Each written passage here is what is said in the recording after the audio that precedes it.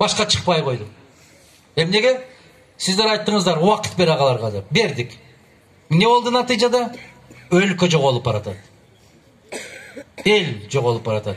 Bir жылда 220 000 биздин жаран Кыргызстанды таштап чыгып кетти. Каяка барабыз биз? 4 жылда 1 миллион киши чыгат экен ушул темп менен кетсек. Каяка барабыз? Ким калат биздин жерибизде? Эмне үчүн бир кетменден келатат? Себеп эл.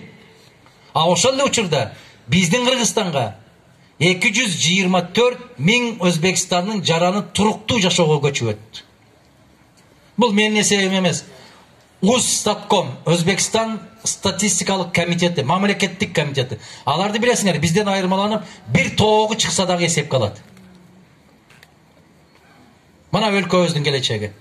1000 сом алабыз, бир кесе шорпа ичебиз, Таекемдин баласы, бөлөмдүн жээни деп жалган сезимдерге оролуп келип отуруп, өзүбүз жерге кактап баратабыз. Сабаттуу жигиттерибизди, кыздарыбызды көтөрбөй калдык. Агай менен эжекелерди сыйлабай калдык. Камогубарды сыйлап калдык. Мугалимдер менен дарыгерлерди сыйлабайбыз. Ошон үчүн ушул суроолор пайда болуп атат. А биздин программа мугалим, дарыгер, маданият кызматкери айылда эң көп айлык алган сыйлуу кишилерге айландырмайынча өлкөнүн келечеги болбойт. 1000 жолу айтам болбойт. Кытай 5 миллиард доллар берсин, Америка 100 миллиард доллар берсин, келечегибиз болбойт. Себеп сабаттуу эл гана келечегин кура алат. Биз ошол сабаттуулардын коомун айландыралы. Мектептерди, жогорку окуу жайларды. Мен сиздерге ушул жерге келип 2010-жылы айттым эле. Биз 7 гана жогорку окуу жайды калтырабыз, калгандарын баары жабылат деп. Ошолорго биз окутабыз, көрпө төшөк шейшептерин мамлекет биз беребиз. Бирок окууну бүткөндөн кийин кайда барып иштешини өкмөт биз чечебиз. 3 жыл иштеп берет, калганы кайда барса ошол жака барсын. Эмнеге? Себеп кээ бир айылдарда педиатр жок. Балдарды караган дарыгер. Гинеколог аялдарды караган дарыгер жок. Стоматолог деген жок, тиш докторлары. Бул кандай эл болдук биз?